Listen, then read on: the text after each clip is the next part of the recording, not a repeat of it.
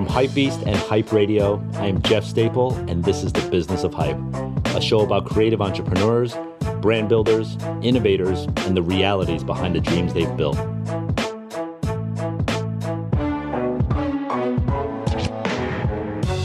Today's episode is brought to you by the good people at New Balance. They just dropped the latest evolution to the classic 997 franchise, and it's simply called the 997H. It's an instant classic.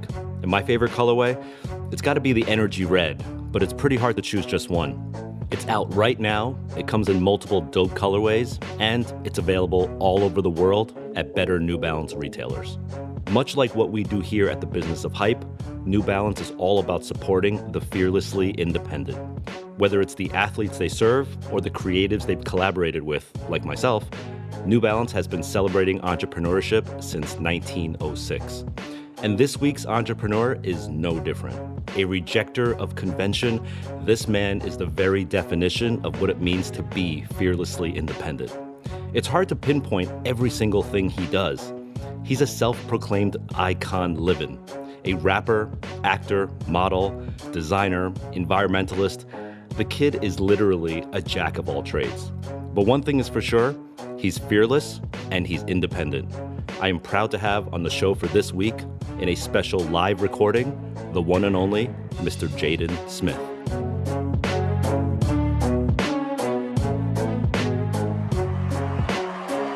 We are going to bring out our guest, which coincidentally also requires no introduction whatsoever. He probably manifests the slash generation to a T as he slowly makes his way up.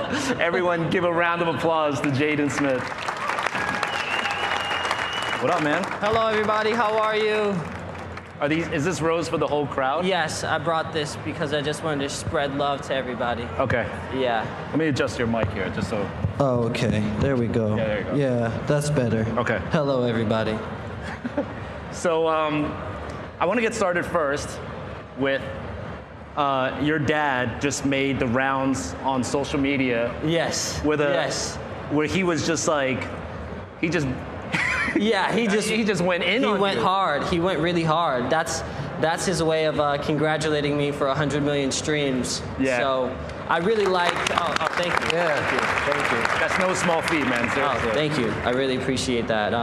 No, but he's been really enjoying himself on social media. Yeah, he's really been going hard. Owns Instagram. He took it by right storm. He just said, "This is gonna be mine." He's not stopping anytime soon. He shoots stuff every single day. So I really like it because you kind of get to see the aspect that we get to see just living with him, because he's really like the funniest person ever, and he's constantly making jokes. Right. And he really didn't have an outlet before to on a daily basis like express his jokes. Yeah. So yeah, that's been really good for him. But I gotta say, Instagram, as we know, is not a new thing. Yeah, no, it's not new at all. It's just new for him. Typical dad fashion. He's like, yo, should I get on this platform now? Like, yo, this is so new and so cool, and I'm like, did you have any influence on him signing up for it? No, I mean, I guess he kind of saw like me and my sister like really striving on Instagram and having a good time, and my mom got caught up in Instagram for a little bit, but then she just cut it out immediately because it got too real for her. Yeah. And then he just decided, he wanted to do that. He was starting his YouTube channel, and he just wanted to get more socially active, and I think it's great. It's entertaining for me. Yeah. It's hilarious for me. Right. I think because of his obviously Hollywood film background. Totally. He makes movies on Instagram. You don't even get it. He's going so hard. He plans stuff every single day. Word. All right. So you encompass so many different facets of what we call pop culture today, right? Film, acting, fashion interests, obviously, modeling, and music now, of course, very successfully. Which one did you get into first, like chronologically? Was it acting? I want to say I got into fashion first because I've been wearing clothes for a really long time. Diapers. Yeah, totally. I always would look at my diapers and be like, this could be better. This could be doper. No, but film is what I got into first at a very young age, and I was always interested more so in like directing and how the camera worked than I was interested in being in front of the camera, because I felt like you could really tell the story and have more creative control from being behind the camera. So that's why, with my album, I wanted to direct all of the music videos, because You know, like even with the Icon music video, like it doesn't cut for like the first minute of the video. And like I always wanted a music video that just held one shot and just let the artist just perform. And it's like, we're not gonna cut. You're just gonna have to stare at me because I'm so serious about this. I'm not gonna hide behind flash, flash, flash, cut, right. Cut to no. It's just gonna be this. You have to look at me in the eyes. I'm just gonna rap this at you. You know, like so. I feel like being behind the camera, you have more creative control. But I obviously love being in front of the camera and acting as well. Yeah. Talk to us about, like, let's just say we're all Hollywood noobs here, and it's like Hollywood 101. Totally. How does it work? Like, is it you have an idea and you want to get it out there and you talk to the right people, or people more so pitching you ideas on what to do? People come to you and they're like, people come to you and they're like, hey, we think that you should do this. Okay. You know, we think it would be cool to see you like this. The world wants to see you doing this. Okay. And that's why I say you have more creative control when you're behind the camera, because if the right director and the right producer come to you, it's kind of like a no-brainer for you to do it, even if it's like not, if you want to make a space movie, but they're like, the world wants to see you in a Western right now. They don't want to see you in space. It's like, oh, okay, cool, so I guess I'm going to make this Western. Opposed to where if you were the director, you could pitch the space movie, and if you got the backing, especially like even looking at what my dad's doing on Instagram, you don't need a studio anymore because of Instagram, because of social media, because of YouTube. You don't need a studio. You can just, you know, self-fund it and just put it together. It's really easy to get the cameras that people use to make movies now. Right. Because of YouTube and so many different, like YouTube stars using it and social media stars using it. It's brought the price of those cameras that make a movie down by a lot. So if you know story design, if you know how to make a story and you know how to tell it and shoot it in a proper way, you can make a movie for yourself. Especially because a lot of people can't sit in the theater for 2 hours anymore. Yeah. That's why Netflix is so poppin', that's why all these different things are so cool. So you can make like a 30-minute movie and you could be a star from that if you got into the right places. Right.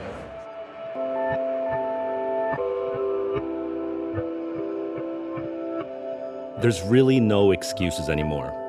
The resources needed to build your brand, record a song, publish a magazine, or in Jaden's case, shoot a movie, are endless today. The tools these days are just so readily available. There really is no excuse for not even trying. But even with all these tools, what you absolutely do need is a great idea. Jaden may have disposable resources in front of him, sure, a couple of legs up from the everyday listener, but what he fully believes is that there's an opportunity for everyone. Just think of how you're listening to this very podcast. Is it on a phone? Or your laptop? Or maybe while running on a treadmill? These award-winning campaigns and even movies now are shot on a phone and edited on a laptop. Technology has put the onus on you, me, and everyone in this world to be able to make almost any idea come to life. It's what makes today's creators unique. It's part of society now, the maker culture society. You'd be surprised at how many professionals are actually self-taught, like yours truly. They may not be masters from a traditional classroom point of view, but they come from the school of experience, exposure, and persistence, which, in my opinion, is the hardest school you could ever attend. So are you very selective about the scripts that you pick up and actually do? I'm not selective about the scripts that I'll pick up and like read, but I'm very selective about what I'll actually be in. Okay. You know, because people come at me all the time, and sometimes they want me to be in music videos or different things or different films that I feel like don't necessarily go with what I'm trying to do at the moment. And sometimes it just you have to let those things go. You have to stay with your creative integrity. Right. Okay, so when you when you decide to do a role, yes. How do you train for it physically, mentally, spiritually? How do you get into that character? Well, it really depends on what character it is. Yeah. If you're playing a gamer, you just got to strap up, get your Call of Duty going, get your Xbox Live going, and just stay in your house. Okay. And just eat and just stay. Play video games. That's all you do. Yeah. If that's what your character is. Right. But, my last film, I'm a track runner. Uh-huh. So that means you go and you get on the track and you run and you become a track star. Okay. And then you shoot the movie. Right. For a Karate Kid, it's like you're a martial artist. That means you go, you live in China for 4 months, you train with the Jackie Chan stunt team, and then you make the movie. You know what I'm saying? Okay, train with Jackie Chan. Yeah, like it depends on what what it is. If you're playing a poet, you go, you read Shakespeare, you read literature, you write poems, and then you get ready for the movie. You know, that's how it just depends on what you're doing. Okay, so I got to find out, how did you train for Neo Yokio? For Neo Yokio. How did you train to be Kaz? I went, I sat in my room, I watched Netflix, watched as many animes as I could, as many Miyazaki films as I could, and then I just kind of tried to grasp the culture of anime and really sitting with Ezra, with something like that where it's like we're creating something totally different and it's not live action. You kind of have to sit with the creator and pick their brain, like what is this, you know, how can I dive deeper into this, what does this character want, what's their character's past. Like something that people don't realize about acting is like it doesn't really matter to the actor what's happening in the actual scene. What led the character to act the way that they're acting now? How did they grow up? It's like the actor has to know all the things that the audience doesn't know and will never know. And the director might not even know about the character. Right, because you built this whole world. Who was the character's first girlfriend? Even if the character is 25 years old, you have to know the name and the eye color of your first girlfriend, because that comes through when you're in your eyes and you're talking about something else. But that still pain that you feel, or that twitch that you might give in the middle of the scene from feeling that pain of that first girlfriend that you lost that is not in the script, that no one ever knows about. That's what really comes through on the screen, you know? So you have to know those things. I mean, I was a huge fan of Neo Yokio, right? But I'm just thinking, like, it was so genius after the fact, but I gotta imagine that the pitch deck for that was like, it was madness, insane. like insane. Like, it was insane. Crazy? No, it was so wild, and that's why I was like, I'm definitely making this. Oh, you did? Yeah, I was like, I'm definitely gonna do this. Okay. Because I knew that it was going to be something very revolutionary, and that if it did go through, that, you know, people might like it, and just the hopes that somebody might enjoy it or take something away from it. It's like, that's the whole reason that we do it. Right. That's amazing. All right, so let's shift gears to fashion now. Okay. So you said you've been into fashion since diaper age. Yes. But when did you really think, like, I want to do my own shit? Because can I tell the backstory that we discussed backstage? Yeah, sure. So I was searching through old emails to like reply to his email and like your dude's email, right? Turns out y'all sent me an email in 2012. Yes.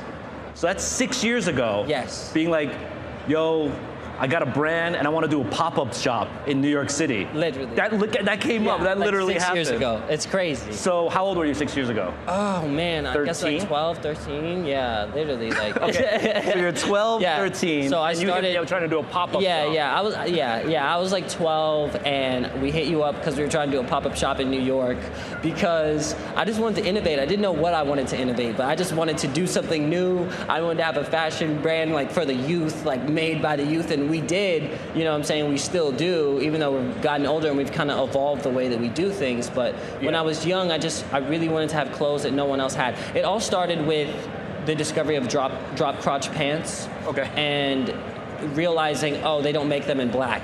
Uh-huh. And that's when I was like, wow, they don't make black drop-crotch pants? That makes no sense. So then I was like, all right, let's just make drop-crotch pants for ourselves. Let's just be like the cool kids crew, and like, let's just have clothes that no one else has. Yeah. And then we were like, well, that's kind of sus. You should give those clothes to other people. If they're like really want to buy it, if they want it, like you should make it for other people. We're like, okay, cool. Like we'll just make the clothes for other people, but we made it for ourselves, but we'll just make it for other people if they really want to buy it, and they did. So it kind of just began to evolve, and they're like, these pants are dope, but you should have a logo, and you should make shirts and hoodies. And like the fans kind of told us what we needed to do. Right. The fans were like, yo, we should do this, or we should do this. And then they started making hoodies on their own, being like, yo, you should make hoodies like this. And then we were like, then we started to find our first designers. We were like, oh, okay, we're going to start hiring our fans to come and work with us. Really? Yeah. That's how you found your That's how we found our main designer, which is Momo right now. He's back in LA. We found him. He was in Sweden, like throwing like Misfits events and things, like on behalf of our brand. So we're like, this is the person that we want to be involved in our brand. They really care, and they're doing more than we are. So we might as well give this like 15-year-old a job and like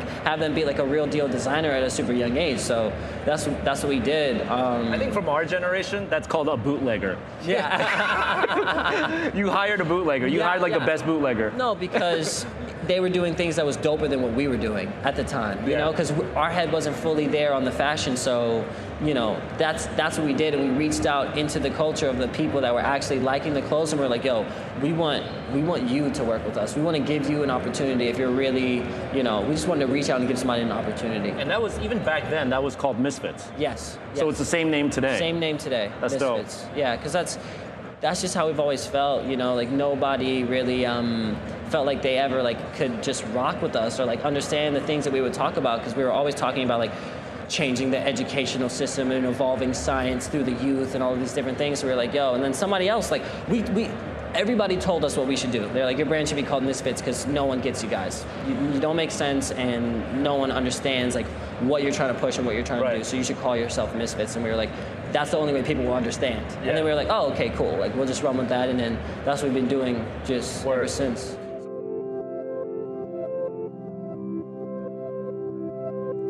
Listening. It's so important. It doesn't matter at what phase your brand or company is currently at or what specific role you play. There should never be a moment where you stop listening. And even a step beyond that, you should always be active with what you're listening to. Connect the dots. A random person you meet today may just be the person you need in 6 months. An off-the-cuff conversation you have in a casual setting may be a clue to an insight you'll need for your next campaign or collection. Just as Jaden broke down for us, actively listening can help build your network and shape the direction you might want to go to. Whether it's the profession they identify with or a talent you recognize they have, there's always something someone can bring to the table.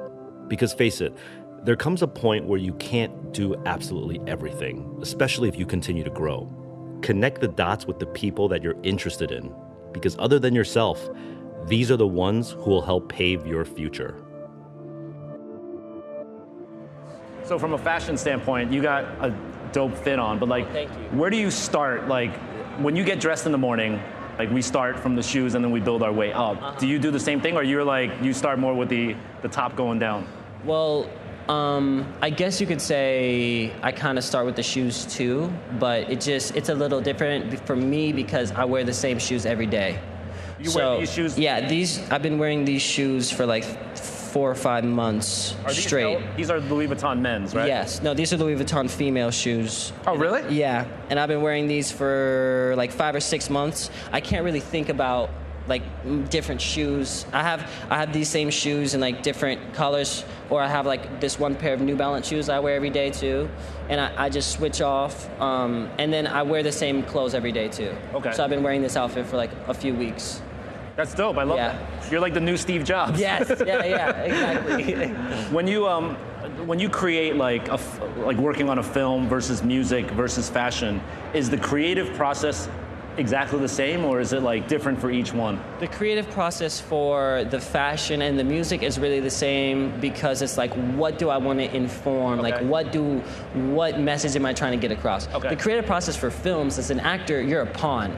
And like, you get to choose like how you want to play this specific character, but you're playing a specific character. Yeah. You know, and if you're not the director, then the director is directing you. That's their job. Right. You know, and you're there to mold into the character. Yeah. You know, that you've chosen to mold into. Right. You know, so you can, even if that aligns with your vision, you're still molding for something. You can't be like, oh, I want to change this or I want to do this. You can sometimes if you feel like it's the best thing for the film and the best thing for the character. Yeah. But you can't just do it because you feel like it, opposed to, I can print vision like 10 times on my body because I feel like it. Yeah, I'm not molding to a specific character. It's like, I want to print vision on myself because that's what I want to promote.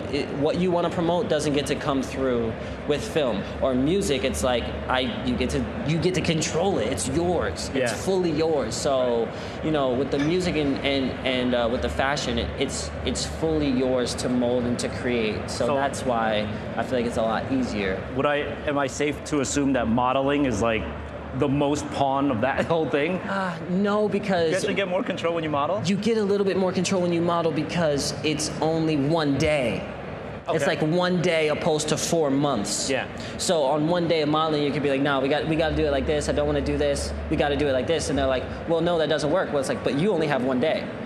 So I have all the time in the world. You have to figure it out. You have one day, opposed to you having to be on set with people every day for 4 months. You're like, I don't want to piss these people off. You know, I don't want to keep going through these arguments every day. Opposed to you're shooting for one day. It's like, yo, let's do it like this and let's figure it out, because at the end of the day, they're using you. They're saying Jaden Smith is modeling this. Right. You know, in a film, it's like, no, you're not Jaden Smith. You're this. You don't have to say you're not Jaden. Yeah. You're playing this. You're playing this character. You're this character. Yeah. Opposed to with modeling, it's like, no, this is my brand. People are gonna reflect on me when they see this. That makes sense. You know what I'm saying? It's so people understand. They're like, I'm like, you didn't pay for me to be someone else. You paid for me to be me. Right. And if I'm not being me, my fans are gonna see that I'm not being me, and they're not gonna buy whatever you're selling. Right. So and you got 4 hours left. Yeah, literally. So it's on you. You know what I mean? Like literally. Clock's ticking. 100%. You've cited Kanye as being like a hugely influential person in your life. 100%. And I think what I want to sort of portray about that is the fact that, you know, you do many different things, right? We talked about all these different subjects, but what tends to happen, and I think this was really clear pre-Kanye, was that if you do all these different things, the assumption is that you can't do any of them really well. And Kanye mentioned this early on, like that when he wanted to do fashion, people like, you are a rapper who wants to do fashion, therefore your fashion will be whack. Yeah. Right? But I think what Kanye did was probably break that mold a little bit. I feel that. So do you feel like now you have any of those hurdles still? Like where when you want to work on a different project, people are like, oh, he's that dude, and so like, you know, don't give you the benefit of the doubt? Or do you really feel like people are very open-minded to everything now? You know, because of the chance of people being like, oh, this dude, whatever, I usually just do things in-house, and I usually try not to reach out to people so much to say, hey, you know, this, that, and the third, because it kind of works better if you can kind of do it in-house. But I do feel like just people's perspective out in the world, they do think like, oh, you can't do this, or you can't do that, you're just this, or you're just that. But I feel like people over time have just proven so, like again and again and again, that you can do multiple things. Like even somebody like Elon Musk, it's like, you're coming from PayPal, now you're gonna make a car. It's like, well, no, yeah, that's what I'm gonna do. And then you're gonna reduce the cost of space travel by 70%, and then launch things into space and recycle rockets, never been done before. Oh yeah, right. And then you just do it, and it's like, yeah, it's like, oh, okay. So like, once you do it, it's like, people are like, damn, like, people were like, oh, you're gonna be the Fresh Prince, and then you're gonna go make, like, you're gonna make music, and then you're gonna try to go and be the Fresh Prince, and then you're gonna try to go and make films. Like, yeah, right, you're just some guy from Philly. You know what I'm saying? But then you do it, and then people are like, oh shit, like, damn.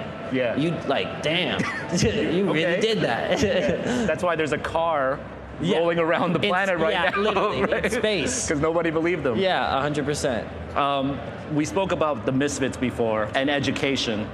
You've been very vocal about education in the past. Yes. And about, is criticism too strong of a word? Your criticism of established education? No, I don't think that's too strong of a word. Okay. Yeah. Did you graduate college? Dropped out one semester before graduating. Okay, so you dropped out one semester before. I'm a 2-time college dropout. What's your schooling? What's your resume say? I haven't gone to college yet. Okay. You know, so between the three of us, we have no college. Yeah. But I don't want to say quit school, right? No. I think that college is amazing. I think that college. What's the message? The message for me is I feel like school should push people more so to learn how to build a sustainable life for themselves. I feel like in school, people should be educated in learning how to create a life for themselves, so where they can pay bills and they can afford things, and they know how to go out into the world, and they don't leave high school and they're like, I don't know what I want to do. Yeah. Like, I've been in school for like 12 years and like, I just still don't know, like, where should I go? I feel like the whole purpose of school is helping to bring out of the student, like, what is your path? Like, oh, you're doing this, or you're leaning more towards this, and I feel like it should be curated, opposed to, it just feels like, you know, like when the Industrial Revolution began, they would have like bells for when it was time to go back to work. Like, it's time to get back on the sewing machines, or it's time to get back on the machines. You're just doing this. It's just like bells would like tell you when it's time to get back to work for this specific job that you're doing. And schools work in the same way. It's like you hear the bell and it's time for you to go back into school. It's kind of like training people for the Industrial Revolution of like, I'm gonna teach you this math and this and this and this and this so that you can become another number in this corporation, or so that I'm just gonna teach you how to read enough so that you can go and you can read the instruction manual of a machine that you're gonna have to operate for the rest of your life inside of some corporation. Damn. Opposed to, I'm going to teach you what you need to be happy, to have a family, to love them, how to love yourself, how to create an environment for you and your colleagues and your friends to where you can really experience the highest levels of life, and you can feel like you're adding to the world and you're doing something that not anyone could just go in there and just do. You know what I'm saying? You're actually giving something creative that no one else could do, only you, and bringing that specialness out of them. That's what I'm lacking in schools. And I also hate just seeing parents parents saying like, oh, they have to pay so much money for their kids to go to schools and getting into debt. And it's like the parents are going into debt. The kids don't have no money. The teachers are in debt. Like the teachers are in debt from when they were in school. It's like how, why? And then you go to certain places in the world, in certain countries where college is just completely free. Right. And why like, is it so messed up here? Why is it so messed up over here? So that's the stuff that I really think about. And it's like, yo, if I have if I have designs and clothes, or if I have some computer programming that I want to make or something, I should be able to do that in school. Yeah. I should be able to make that in school. Or it's like, even my girlfriend, she'll be like, oh, I have to go to school, and then I have to go and read this script, and I have to do this audition. Well, if you have to read the script, you should be able to read it in school. You should have your teacher there helping you. You're reading. Right. You know what I'm saying? But you're also working. It's like schools are always trying to be like, no, you have to do your school over here, and then you can go and do your work on top of everything else you have to do. Like, why can't it be integrated? Why can't we have a system where it's like, all right, you have school, and then it leads you straight into your passion. Right, we built you right up to help you be the person that you want to be, not the person that we're trying to conform you to be. Yeah. You know, and I feel like then kids would be so much more interested in school. Right. You know, if they could really go to school and learn the things they wanted to learn and be able to be like, Mom, look what I made at school today. I 3D printed this. And granted, there are some schools like this, but I just wish like the majority of like public schools were all like this and designed like this, you know? You should start a school. Yeah, I'm working on it. So what motivates you? You know, I mean, kind of what we were talking about motivates me, or like fans hitting me up being like, I love what you're doing and I love what Misfits is doing, trying to inspire the youth, but like I just feel so lost. Like I don't know what to do in my life. Like I don't know where I should go, or like I'm a painter, but like what should I do? And like people just being uninspired and like not feeling like they can really create. That's what inspires me to just get out there and be like, no, don't sink. You can do anything. And it makes me want to create opportunities for people. So like that's the whole thing with Misfits. I mean, like some kids in Switzerland are doing some dope stuff. You know, let's work with them. Let's give them a job. Like let's help them. Like there's kids in Brazil that are making dope designs like awesome. There's this kid on Instagram that's making dope like Instagram videos and things. Like let's work with them. Let's have them run the Misfits Instagram. Like I'm just trying to amass a group of like creative individuals, and I'm just trying to evolve the consciousness of humanity and make people just think more so out of the box. And really what inspires me is all the problems in the world, because Elon Musk saw problems in the world and then he just went out and changed them. Steve Jobs saw problems in the world, went out and changed them. Walt Disney saw things in the world and he was like, this could exist, or there's a whole thing that could exist here, and then he created that. Right. You know, so what inspires me is being like, you know what? Everybody's drinking plastic bottles, it's polluting the earth. That inspires me, because now we can create a solution. Or, you know, there's the Pacific patches in the ocean that are just floating around, turning into microplastics. Fishes are eating them, and then we're eating the fish. So we're just eating plastic bottles of water. And I'm like, wow, that really inspires me, because no one even knows that that's happening, but that gives me an opportunity to change a problem that no one even knew about. Right. So I think the thing that really inspires me is problems. Yeah. Because without them, if everything is just perfect, then everything's perfect, but it kind of, you don't have creatives coming in and like changing things. And like, you know, the fact that Elon Musk like cut space, like 70% of the cost, he got rid of it in space travel. Like that was a problem that no one even knew was a problem, and he fixed it. And like, that's like, yes. Well, you must be mad inspired now, because we got problems in this world. Yeah, we got a lot of them. Do you, you know, because of your parents, right? Do you feel like you have to, like, your bar of excellence is like crazy high? Like, do you feel the pressure? Yeah. You do, right? Yeah. Yeah, I feel like I do, because I have to. Well, I want to say, I think it's natural for kids to want to do better than their parents. For any parent, like. Yeah. My mom and dad sold like fortune cookies and soy sauce to Chinese restaurants. I want to do better than that. Yeah. But like your parents are sort of on another level, but do you feel that pressure to like do better too?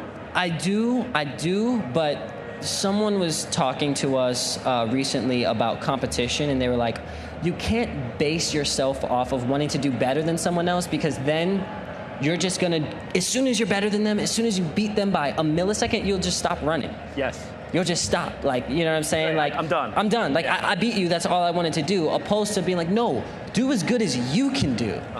Don't just try to do what's better. Like, I don't want to just, you know, be like, oh, I feel like in my own self, like I did something like past my parents, which that's like, I can't even fathom that. And then I'm just gonna stop. Like, if that's my goal, then once I reach it, I'm gonna be like, oh, I got to my goal, like I'm done. Yeah. But that's not my goal. I wanna do better for the whole world, you know? I just wanna help the whole world, and specifically the youth and people that feel really lost and that they're struggling. I just wanna help in that way of reduction of plastic, of reduction of CO2 emissions, and bringing awareness to youth about the environment, because that's the problem that we're gonna have to face in the future. We're gonna have 50 million climate refugees in 2050. So we're gonna have to start addressing those problems right now. There's many cities that are just full of liabilities that are below the sea level. So as sea levels continue to rise and as the heat continues to rise, we're just gonna have more and more precedented problems that we're not even thinking about as a population right now. So what I wanna do in my life is make as much youth aware as those problems as possible. Yeah. And that's my biggest goal. You know, like everybody's sitting in these white chairs, and I really love these chairs because they're so minimal and they're designed so well, but they could be made out of recycled plastic. They could be made out of plastic bottles of water, and it would probably take like a few 100,000 bottles of water to create these chairs. And that's a few 100,000 bottles of water that wouldn't be in a landfill, or that wouldn't be outside of our houses, or that wouldn't be in the ocean while I'm in Malibu just trying to like surf. Right. You know what I'm saying? Or that wouldn't end up in the ocean, turn into microplastics, and then when we're eating sushi, we're eating that again, you know? And it's like, we could turn these chairs, all these bleachers, a lot of the things that are in this space into products that are made out of, you know, plastic bottles of water, just water bottles, Dasani bottles, any type of, you know, recycled plastic, and it could still be white. It could still look exactly how they look. So my thing is like, that's what I want to do. But somebody please take my idea and do it, because we can't have enough people doing it. You know what I'm saying? There's never going to be enough people recycling and upcycling materials to make like, you know, like we're making schools, we're building buildings. It's like we could be using trash to make those things, but not actual trash. Like you can mold it into new raw material and just use that for the infrastructure of the future. Yeah. So that's really what I want to inform people on.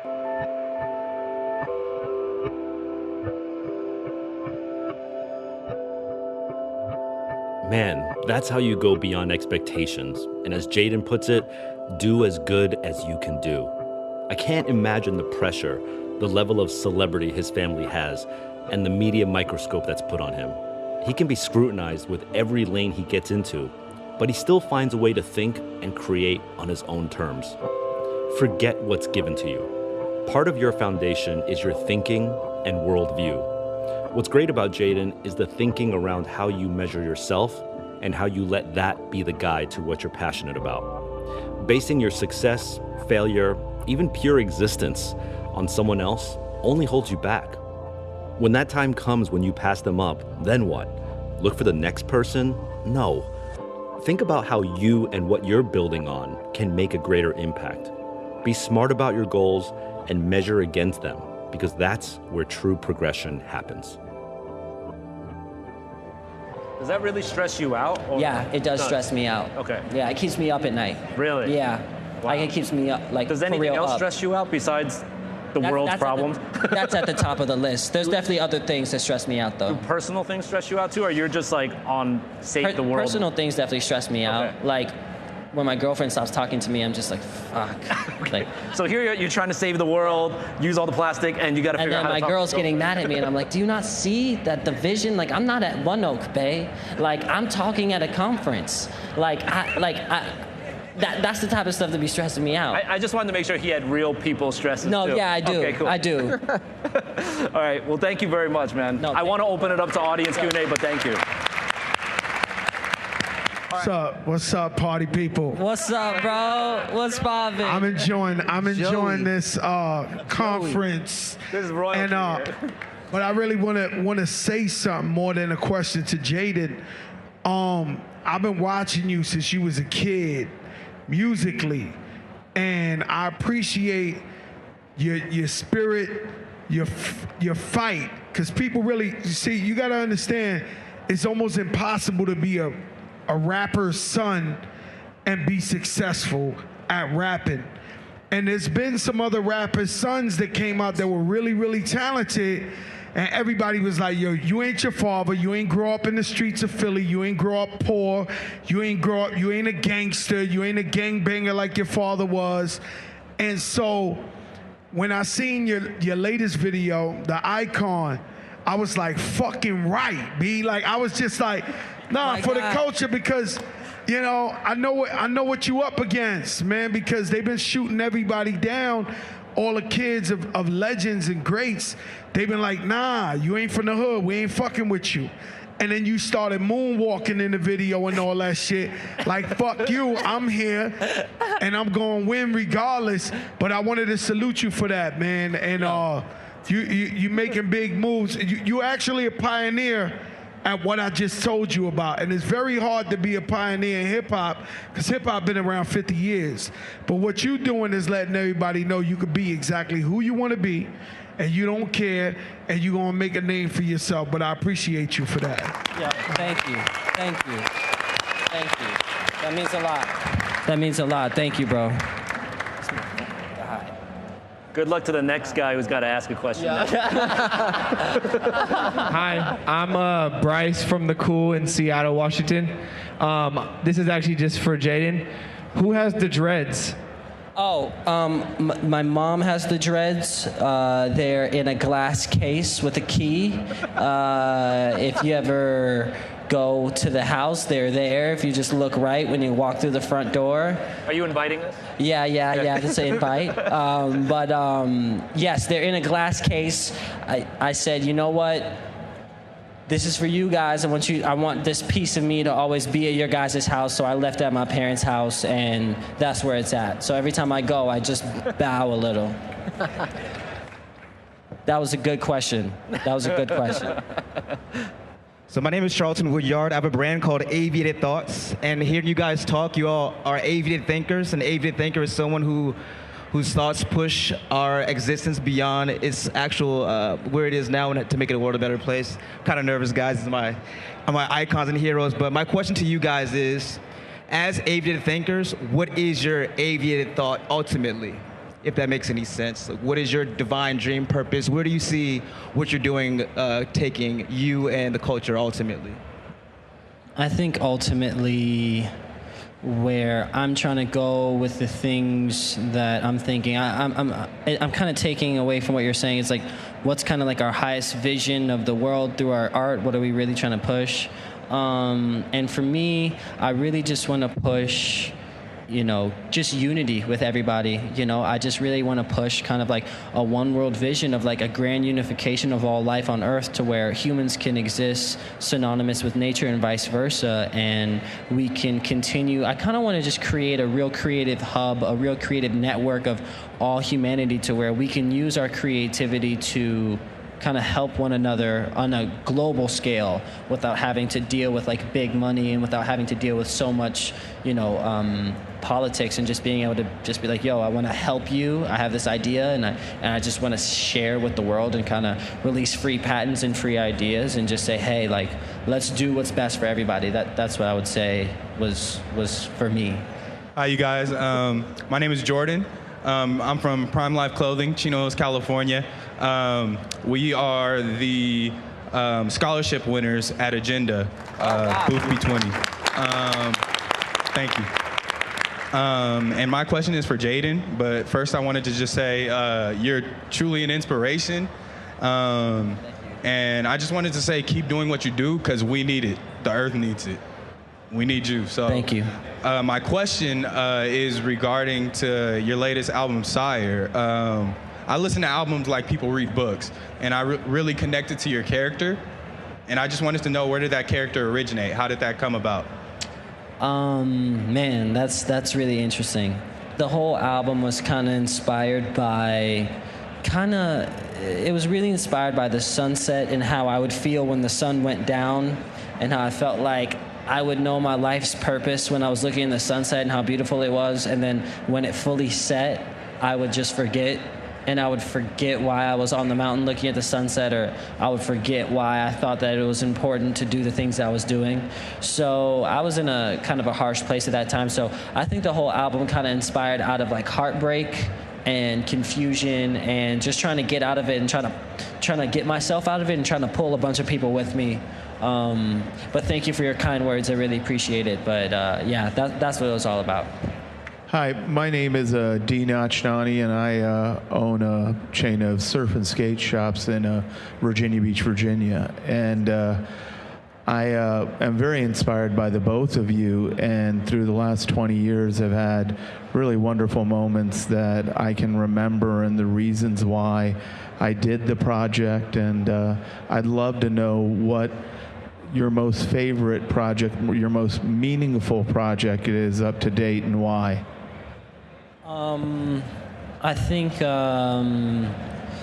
things that are really meaningful to me are like doing this and being able to sit in a room full of creatives and people that I look up to and talk about, you know, creativity and art and about the future. That's something that really means a lot to me. But the thing that I feel most passionate about in my life would be, I think Just Water, which is a water bottle company that we started like 6 years ago, and it has like fully sustainable packaging, so it's 82% made out of renewable resources, and the cap is made out of plant-based plastic.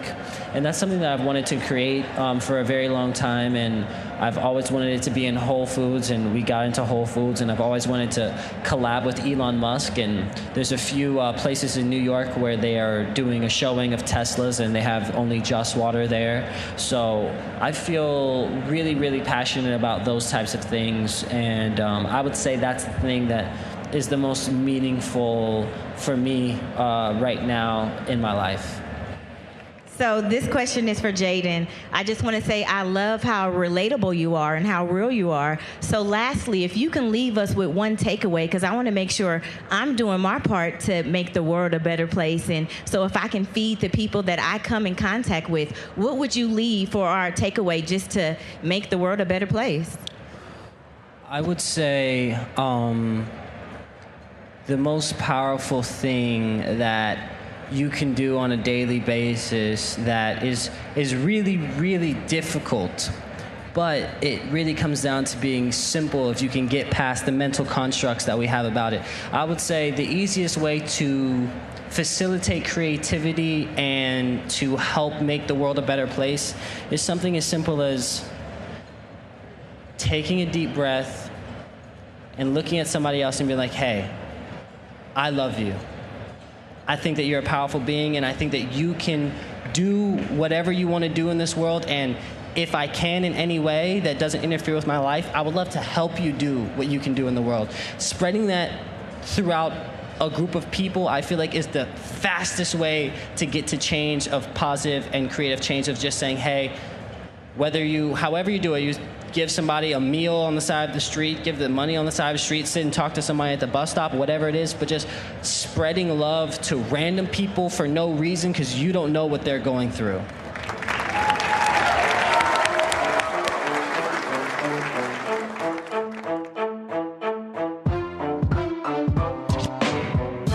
Hey, thanks for listening to this special live episode with the fearlessly independent Jaden Smith. As always, you can find out more about the show and listen to other episodes at hypebeast.com/radio. You can subscribe to us on Apple Podcasts, Spotify, or wherever you listen. I personally use Anchor FM. Also, leave a comment and tell us what you think. Give us a rating and tell a friend about the show. It definitely helps out a lot. You can also reach out to me on Twitter. I'm at jeffstaple, and we do occasionally answer listener questions on the show. So if you have one, shoot it over to questions@businessofhype.com. The Business of Hype is created in collaboration with Bright Young Things. You should check out their work at byt.nyc. Our director is Daniel Navetta. Our audio engineer is David Rogers-Berry. Our associate producers are Sydney Pacumpera and Christina Hong. And this episode was recorded at Sibling Rivalry Studio and on location at Assembly in Las Vegas, Nevada. I'm Jeff Staple, and you've been listening to The Business of Hype on HYPEBEAST Radio.